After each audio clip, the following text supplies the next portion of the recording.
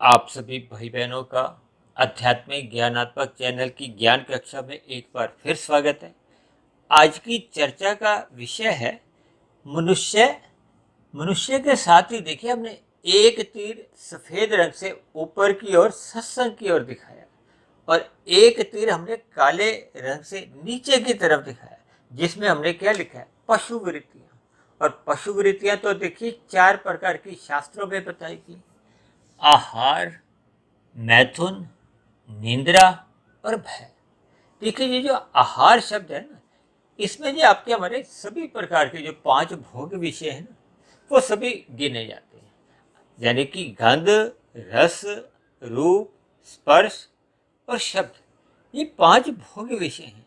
इनको देखिए ज्ञानेंद्रियों से जोड़ा जाता है और इन्हीं भोग विषयों की प्राप्ति के लिए मनुष्य अपने कर्म करता है।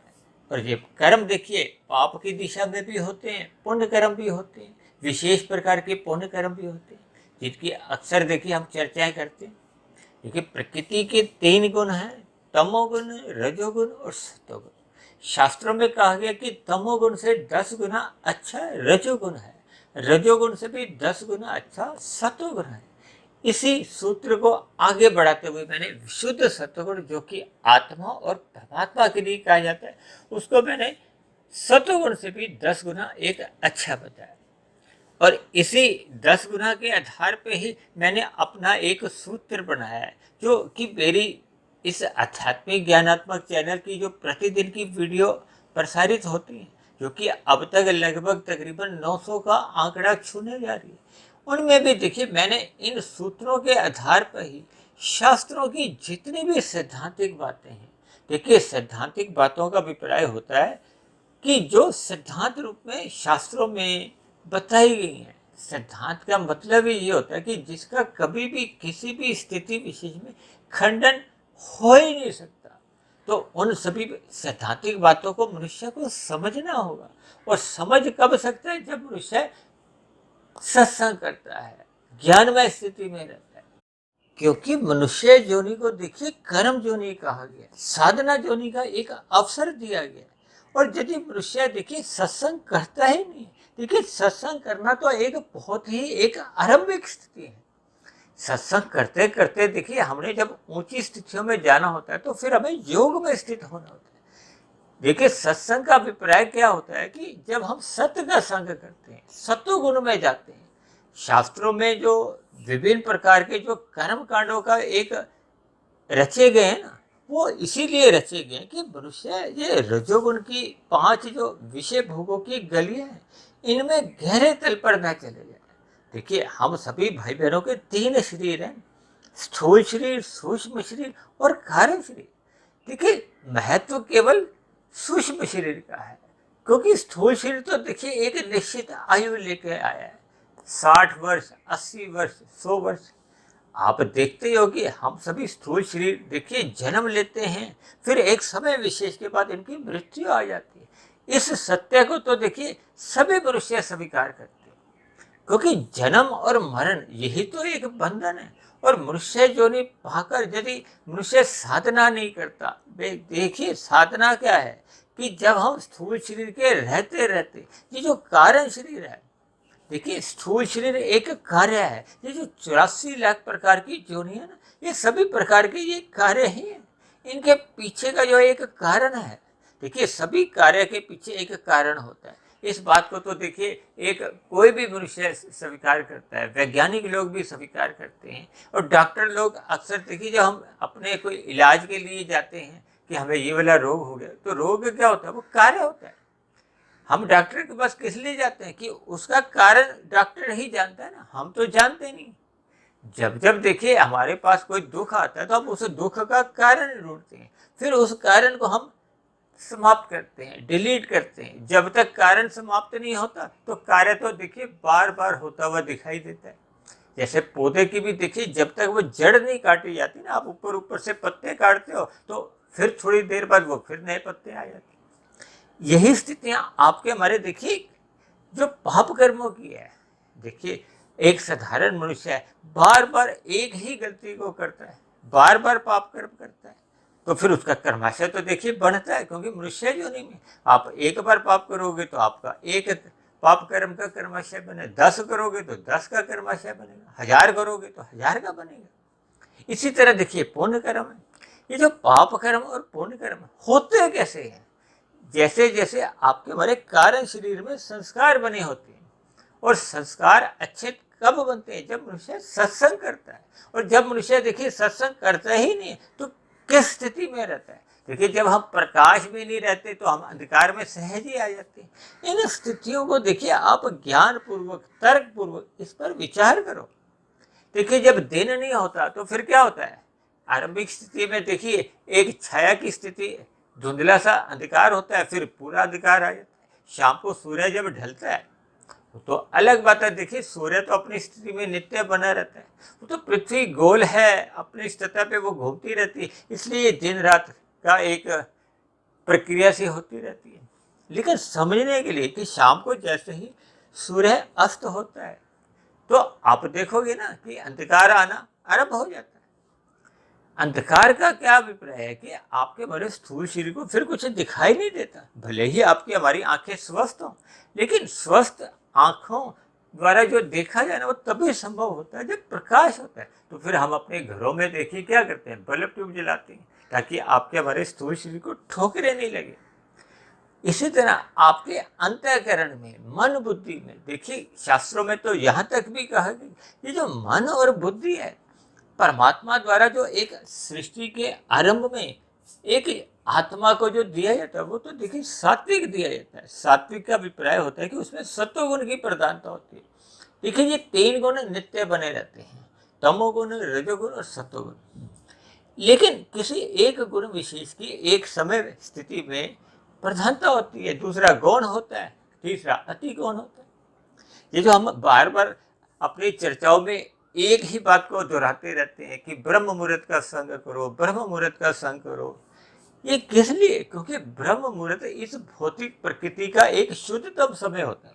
और अक्सर मैं तो इसको देखिए ब्रह्म मुहूर्त को ही मैं सतयुग से भी जोड़ता हूँ। देखिए तकरीबन 1-2 महीने पहले मैंने एक वीडियो बनाया था ना कि प्रतिदिन 4 युग आते हैं, तो उसमें मैंने देखिए इस समय विशेष को अलग अलग युगों से बताया था कि सतयुग, त्रेता, द्वापर, फिर कलयुग। ये देखिए इन गुणों का एक क्रम है, ये बार बार इसी क्रम में ही आते हैं, इनका क्रम बदलता नहीं। तो ये जो ब्रह्म मुहूर्त का समय होता है ये सतयुग समझो। जैसे ही ब्रह्म मुहूर्त का समय समाप्त हो जाता है तो उसके बाद फिर त्रेता युग आ जाता है, हालांकि सतयुग बना रहता है। फिर उसके बाद देखिए एक द्वापर युग आ जाता है, जब हम भाग दौड़ करते हैं धन कमाने के लिए। और शाम को क्या होता है, सूर्य ढलने के बाद तमोगुण का आरंभ हो जाता है, यानी कि कलयुग आ जाता है। आज देखोगे ना कलयुग चल रहा है, भले ही देखिए कलयुग की तो आयु 4,32,000 वर्ष की, और जबकि अभी शास्त्रों के वर्णन से हमें पता चलता है कि इस 4,32,000 वर्ष में मात्र एक 5,120-25 वर्ष ही बीते।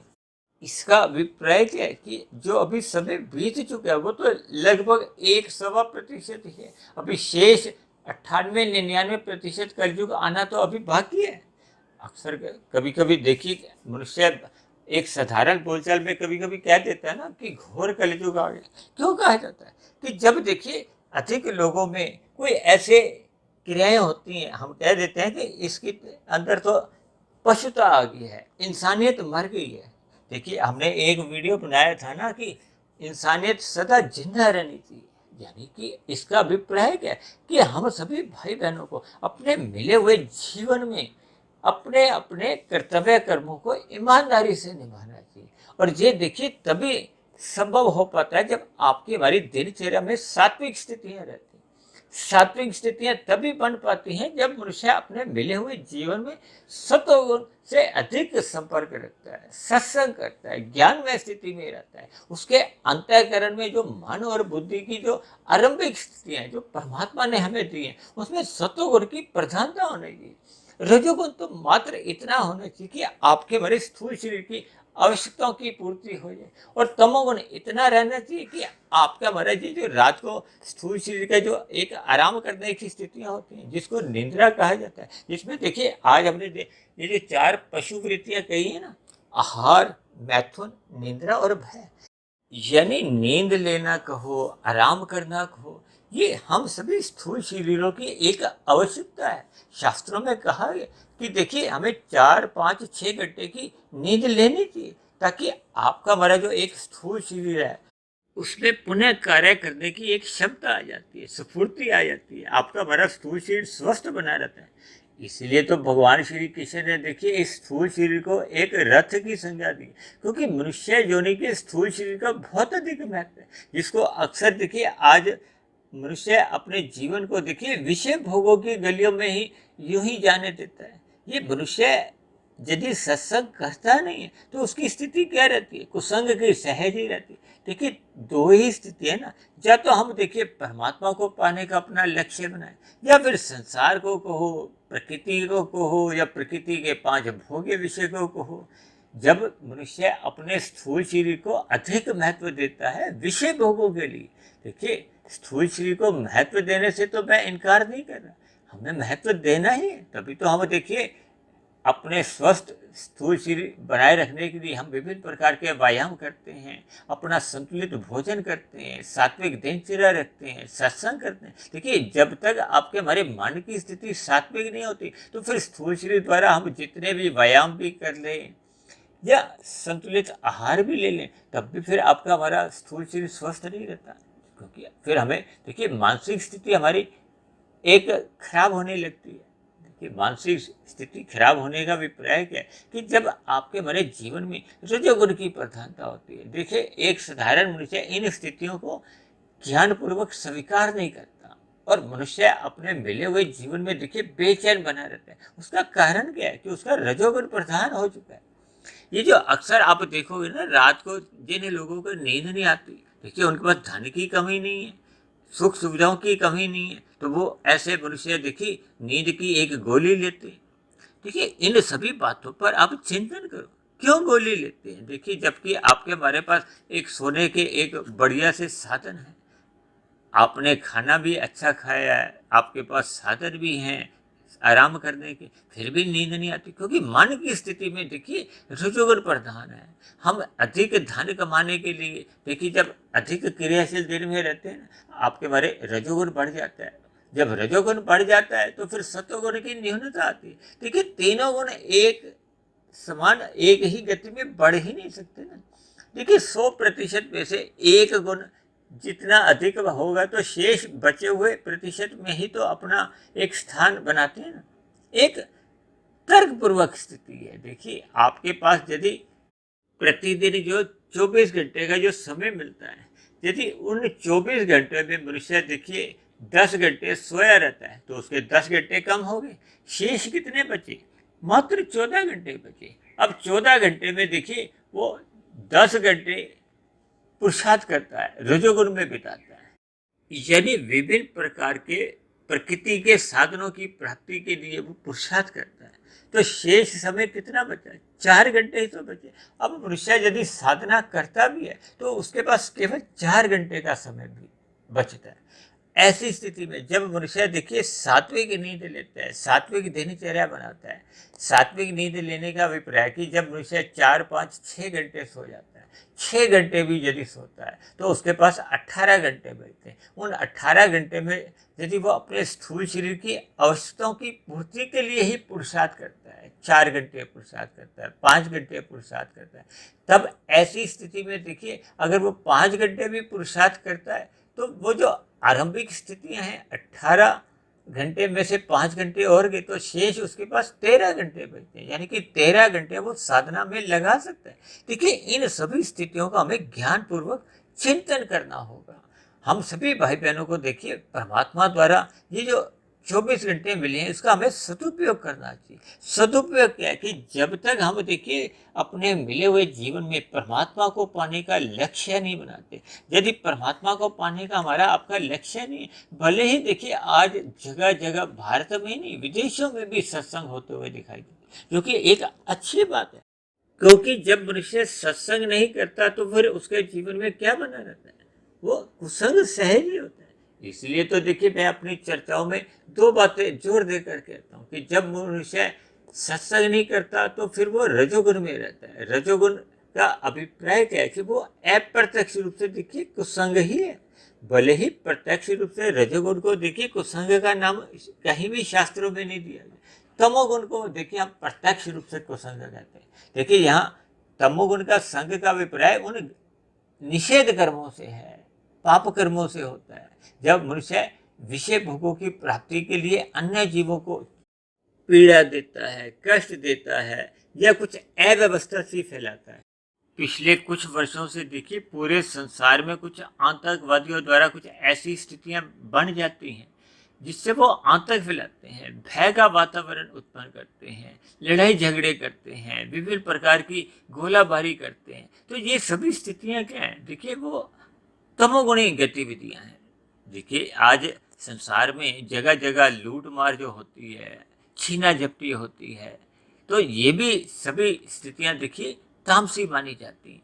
ये जो आज डिजिटल जमाने में विभिन्न प्रकार के देखिए आपके ये जो बैंकों द्वारा जारी डेबिट क्रेडिट कार्ड है, इनमें विभिन्न प्रकार के देखिए अपराध होने लगे हैं, लोग एक दूसरे का धन छीनने लगे, तो ये भी देखिए तामसी गतिविधियां होती हैं। ये सभी तामसी गतिविधियां मनुष्य के पाप कर्मों में जाती हैं। देखिए जब हम शास्त्रों के अनुसार कर्म करते हैं, विधि विधान का पालन करते हैं, विहित कर्म करते हैं, तो वो तो देखिए पुण्य कर्म गिने जाते हैं। जब हम अन्य जीवों को पीड़ा नहीं देते, अपने सुख को सुनिश्चित करते हैं, तो ये साधारण पुण्य कर्म होते हैं, राशि पुण्य कर्म कह सकते हैं। और जब हम परोपकार के कार्य करते हैं, पक्षियों को दाना देते हैं, पशुओं को चारा देते हैं, गरीब मनुष्यों को हम अन्न जल शिक्षा की एक सहायता करते हैं, धार्मिक कार्यों में हम धन लगाते हैं, समय लगाते हैं, तो ये परोपकार के कार्य होते हैं। यदि इन परोपकार के कार्य करने के पीछे हमारा भी लक्ष्य होता है कि हमें भी सुख मिले, तो फिर ये सात्विक पुण्य कर्म गिने जाते हैं। एक विशेष प्रकार के पुण्य कर्म होते हैं, इनका हमें भविष्य में देखिए बड़े बड़े सुख मिलते हैं। और जब हम इन सभी कर्तव्य कर्मों को कहो या परोपकार के कार्यों को अपना कर्तव्य समझ के करते हैं, निष्काम भाव से करते हैं, यानी कि फल पाने की कोई इच्छा नहीं रहती, तो फिर यही पुण्य कर्म एक निष्काम भाव से कर्म होते हैं। इनका देखिए कोई कर्माशय नहीं बनता, लेकिन इनके संस्कार बनते हैं। अभी कुछ दिन पहले ही देखिए हमने शारीरिक, मानसिक और निष्काम कर्मों पे कुछ चर्चाएं की थी, कैसे कर्माशय बनता है, कैसे संस्कार बनते हैं, वो जमा घटा जीरो की स्थितियां हमने समझाई। तो ये सभी स्थितियां तभी बन पाती हैं जब मनुष्य परमात्मा को पाने का एक लक्ष्य बनाता है। और यदि मनुष्य देखिए परमात्मा को पाने का अपना लक्ष्य ही नहीं बनाता, जो कि केवल मनुष्य योनि में ही संभव है, क्योंकि मनुष्य योनि को कर्म योनि के साथ साथ साधना योनि भी कहा गया है। साधना योनि करने का एकमात्र जो एक अवसर है वो केवल मनुष्य योनि में ही मिलता है। ये देवता योनि के पास भी संभव नहीं है। शास्त्रों में कहा गया कि मनुष्य से नीचे की जोनियां हो, ये जो 80 लाख प्रकार की है, और मनुष्य से ऊपर की भी जितनी भी जोनी है, भले ही वो सात्विक जोनियां मानी जाती हैं, उनमें किसी भी प्रकार का कोई पतन नहीं होता।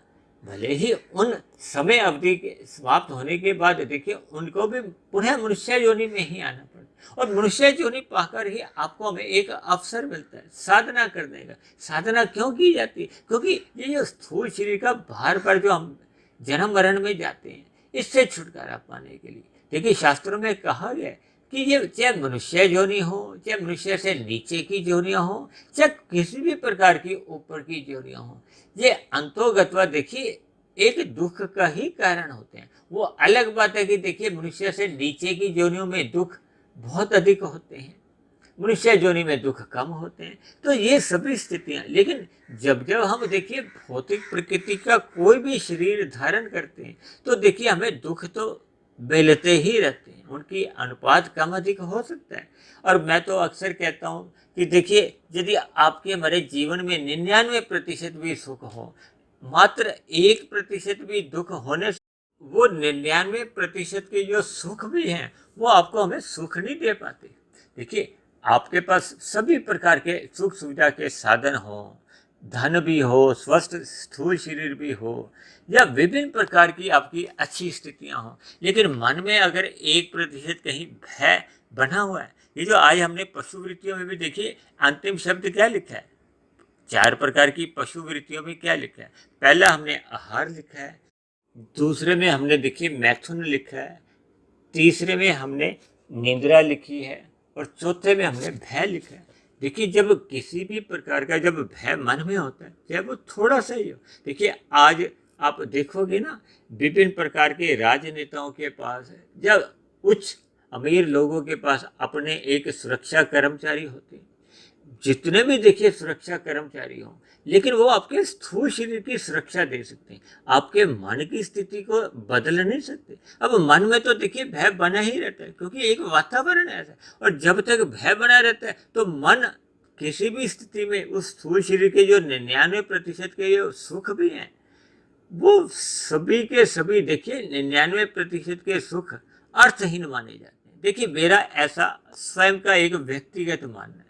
देखिए कुछ बातें शास्त्रों में प्रत्यक्ष रूप से लिखी नहीं गई, लेकिन उन सभी लिखी गई सैद्धांतिक बातों पर जब हम शोध करते हैं, विचार करते हैं, या अपने व्यक्तिगत जीवन पर उस पर मंथन करते हैं, तो इन सभी स्थितियों को आप एक सकारात्मक दृष्टिकोण से स्वीकार कर ही सकते हैं।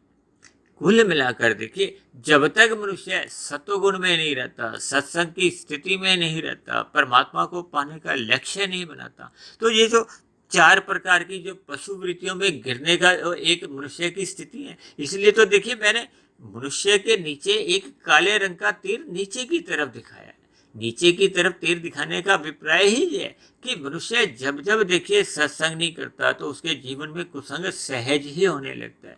रजोगुण में रहते हुए अप्रत्यक्ष रूप से कुसंग है, क्योंकि अंतोगत्वा रजोगुणी मनुष्य का देखिए तमोगुण में गिरना संभव बन ही जाता है, क्योंकि रजोगुण और तमोगुण ये पास पास हैं। तमोगुण को मैं देखिए 1 अंक से परिभाषित करता हूँ, रजोगुण को 10 अंकों से। जो 1 और 10 में कितना अंतर है, 10 और 1 में देखिए मात्र 8 मकानों का फर्क है ना। मैं इसको अक्सर पड़ोसी के नाम से कहता हूँ। आपका मकान नंबर यदि 10 है, तमोगुणी का मकान नंबर 1 है, तो बीच में 8 मकानों का ही अंतर है। तो पड़ोसी के तो आते जाते देखिए दर्शन हो ही जाते।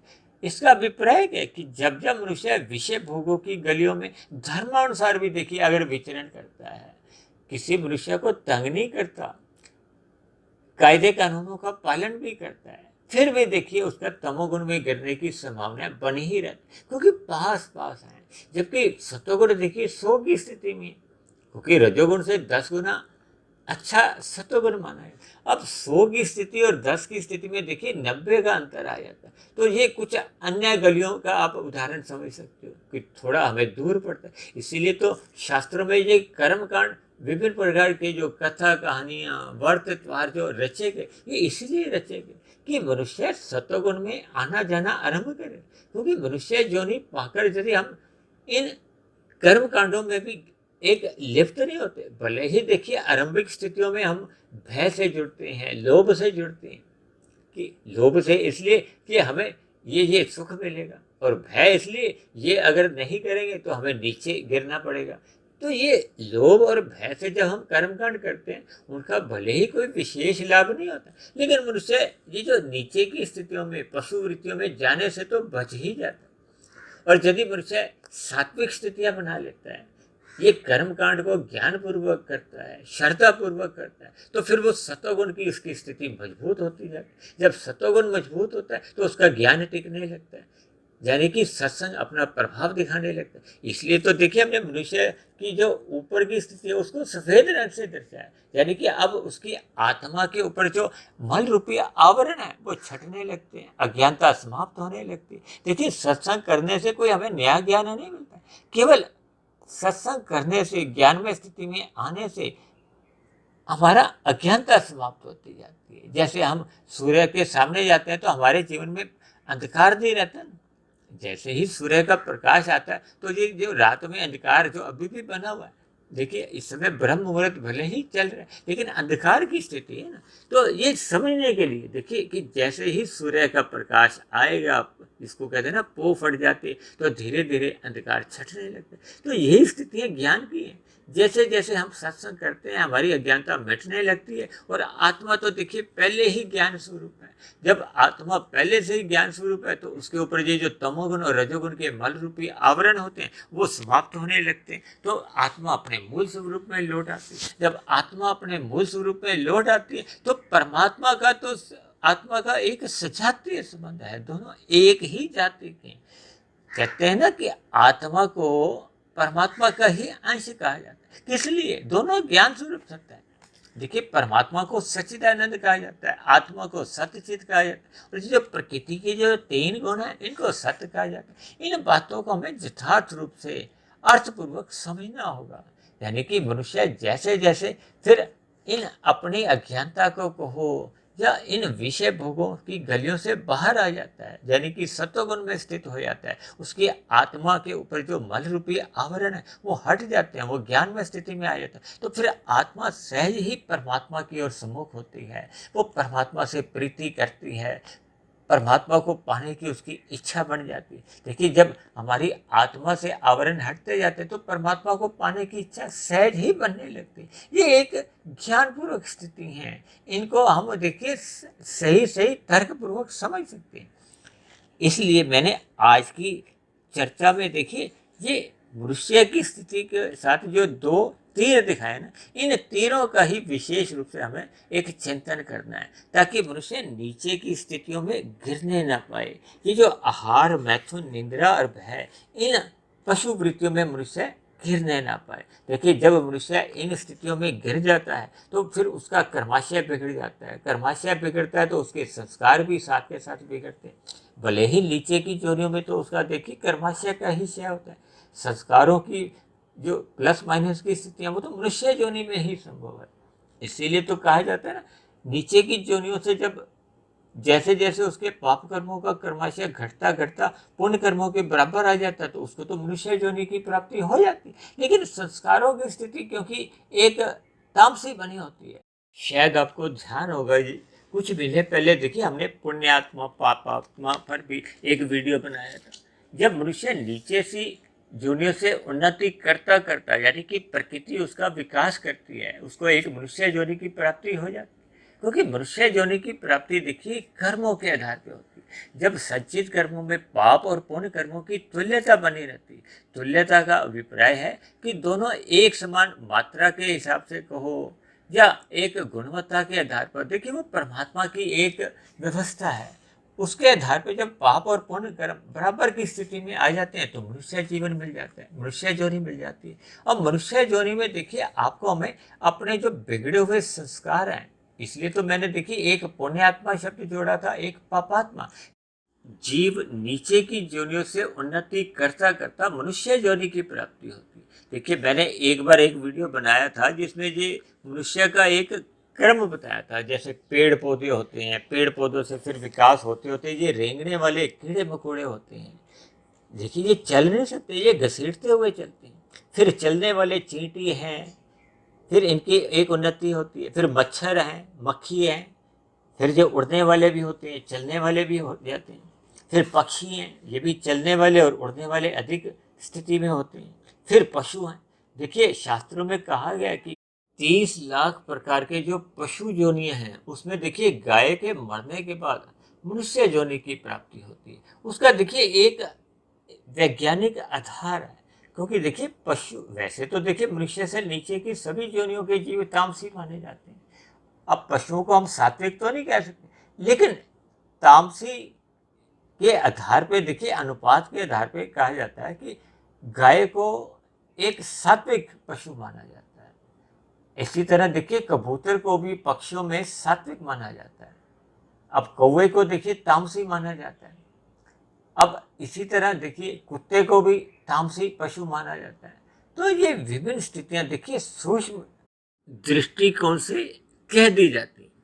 देखिए कभी भी मेरा ऐसा एक और मानना है कि जैसे जैसे देखिए हम नीचे की योनियों से उन्नति करते हैं ना। अब जैसे कोई पक्षी योनि में, अब पक्षी योनि में मरने के बाद देखिए उसकी अगली योनि पशु की है या फिर पक्षी योनि में ही वो विचरण करेगा, वो नीचे के पेड़ पौधे की योनियों में नहीं जाएगा। इसके पीछे भी देखिए मैं एक तर्क देता हूँ, क्योंकि मनुष्य योनि कर्म योनि है ना, शेष योनियों में, अब पक्षी योनि में उसके नए कर्म तो होते नहीं, तो इसका मतलब है कि उसके नए पाप कर्म तो कोई संभव ही नहीं है, पुण्य कर्म भी नहीं होते, पाप कर्म भी नहीं होते, तो फिर उसका एक कर्माशय का जो एक बिगड़ाव तो आ नहीं सकता, और बिगड़ने से ही क्रमशः नीचे की जो जिसको कहते हैं ना दुर्गति हो जाती है।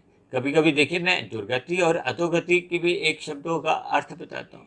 जब मनुष्य योनि के मरने के बाद नीचे की पशु पक्षी योनियों में ही होती है तो उसको हम अधोगति कह सकते हैं। जब मनुष्य के मरने के बाद नीचे की देखिए कीड़े मकोड़े पेड़ पौधे की योनि में होते तो इसको तो देखिए हम अधोगति नहीं दुर्गति ही कह सकते हैं। देखिए इन सभी शब्दों पर हमें विचार करना चाहिए, अटकना नहीं चाहिए। कभी कभी मनुष्य देखिए शब्दों को ही पकड़कर कई प्रकार के प्रश्न कर देता है, तब ऐसी स्थिति में उसका देखिए व्यक्तिगत ज्ञान कोई बढ़ता नहीं है।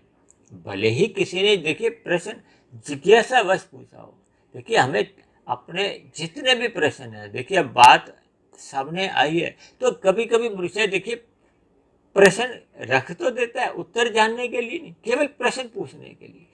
और कभी कभी देखिए एक प्रश्न का उत्तर दे रहे होते हैं तो उस प्रश्न का तो उत्तर वो सुनने में उसका ध्यान एकाग्र नहीं होता, वो एक नया प्रश्न और खड़ा कर देता है। तब ऐसी स्थिति में देखिए ऐसे मनुष्यों का कोई आध्यात्मिक उन्नति हो नहीं पाती। देखिए ये मेरी अपने एक व्यक्तिगत विचार हैं, इन पर आप चिंतन करोगे तो आप भी पाओगे कि देखिए हमें अपने मिले हुए जीवन का सदुपयोग करते हुए सत्संग करना चाहिए, इन पशु वृत्तियों से ऊपर उठना चाहिए। देखिए परमात्मा ने हम सभी भाई बहनों को सात्विक बुद्धि दी है, उस बुद्धि में हमें देखिए विवेक शक्ति जगानी चाहिए, क्योंकि विवेक शक्ति जगती है सात्विक बुद्धि में। जब हम राजसी बुद्धि बना लेते हैं, राशि बुद्धि देखिए जब हम 2 के 4 बनाते हैं, 4 के 40 बनाते हैं, यानी कि धन कमाने के लिए ही हम पुरुषार्थ करते हैं, भले ही धर्मानुसार करते हैं, तो फिर वो आपकी हमारी देखिए राशि बुद्धि होती है। राशि बुद्धि का अभिप्राय देखिए वो धुंधली बुद्धि से होती है, भ्रम की स्थितियां होती हैं। और जब मनुष्य देखिए तामसी बुद्धि बना लेता है, धन कमाने के लिए, विषय भोगों की प्राप्ति के लिए छल कपट ठगी हेरा फेरियां चतुराइयां करता है, तो फिर उसकी तामसी बुद्धि बन जाती है। अब देखिए हम अपने जीविका के स्वाद के लिए यदि हम मांसाहार का सेवन करते हैं, हम सिगरेट शराब पीते हैं, ये जो आज गुटखे का प्रचलन बढ़ता जा रहा है, ये सभी देखिए तामसी गतिविधि हैं। कुछ देखिए प्रत्यक्ष रूप से पाप कर्म माने जाते हैं, कुछ अप्रत्यक्ष रूप से देखिए हमें पाप कर्मों की ओर ही अप्रत्यक्ष रूप से नीचे गिरा देती हैं। तो इन सभी स्थितियों से हमें बचना होगा। ये मनुष्य तभी बच पाता है जब मनुष्य सत्संग करता है, ज्ञानमय स्थिति में रहता है, ब्रह्म मुहूर्त में उठ जाता है। जब हम ब्रह्म मुहूर्त में उठ जाते हैं, साधना करते हैं, तो आपकी हमारी आध्यात्मिक उन्नति एक गति पकड़ लेती है। जब आध्यात्मिक उन्नति में गति आ जाती है तो फिर आपका जो दिन में रजोगुण चल रहा होता है फिर वो एक मर्यादा में आ जाता है। मर्यादा में आने पे फिर मनुष्य का जो शाम को तमोगुण का जब आरंभ होता है तो मनुष्य उस तमोगुण का जो मल रूपी आवरण से भी बच जाता है। तब ऐसी स्थितियां जीवन में निरंतर बने रहने से उसकी एक आध्यात्मिक उन्नति होती है। यानी कि मनुष्य को अपने मिले हुए जीवन में देखिए उन्नति करनी चाहिए। भले ही देखिए कलयुग चल रहा है, लेकिन हम अपने व्यक्तिगत जीवन में आध्यात्मिक उन्नति कर सकते हैं और मनुष्य को करनी चाहिए। और ये तभी संभव है जब मनुष्य सत्संग करता है, ब्रह्म मुहूर्त में उठ जाता है। तो ऐसी सभी शुभ स्थितियां हम सभी भाई बहनों के जीवन में भी बने, ताकि हम नीचे गिरने से यानी कि पशु वृत्तियों में गिरने से बच जाएं। तो ऐसी सभी शुभ स्थितियां हम सभी भाई बहनों के जीवन में भी बने। इन्हीं शुभकामनाओं के साथ आज की चर्चा विशेष को हम यही विश्राम देते हैं। यदि बनी हुई वीडियो आपको तर्क संगत लगती हो, ज्ञानवर्धक लगती हो, प्रेरणादायक लगती हो, परमात्मा से जोड़ने में सहायक बन रही हो, तो मेरी आप सभी भाई बहनों से विनती है कि आप मेरे आध्यात्मिक ज्ञानात्मक चैनल सुधीर भाटिया फकीर को आप स्वयं भी सब्सक्राइब करें। वे अन्य जिज्ञासु भाई बहनों को जो परमात्मा से जुड़ना चाहते हैं, अपने मिले हुए जीवन में प्रकृति के ज्ञान विज्ञान को समझना चाहते हैं, अपनी स्थिति अपनी दिनचर्या सात्विक बनाना चाहते हैं, ऐसे सात्विक मनुष्यों को, ऐसे जिज्ञासु मनुष्यों को भी आप इस आध्यात्मिक ज्ञानात्मक चैनल जोड़ने का प्रयास करें, ताकि समाज में एक सतोगुणी वातावरण का विस्तार हो। उस बने हुए सतोगुणी वातावरण में हम सभी भाई बहनों का सुखमय जीवन बीते, परमात्मा में सदा प्रीति बनी रहे। और यदि मेरी बनी हुई वीडियो विशेष पर आपको किसी प्रकार की कोई शिकायत हो, आपत्ति हो, या वीडियो संबंधित आपका कोई प्रश्न हो, या मेरे आध्यात्मिक ज्ञानात्मक चैनल के प्रति आपका कोई सुझाव हो, तो आप नीचे दिए गए कमेंट्स बॉक्स पर जाकर अपने प्रश्न, सुझाव या अपनी शिकायत भी लिख सकते हो। तो अब चर्चा विशेष को यहीं विश्राम देते हैं। कल फिर मिलते हैं एक नए विषय को लेकर, एक नए संदेश के साथ। तब तक आप सभी भाई बहनों का बहुत बहुत धन्यवाद।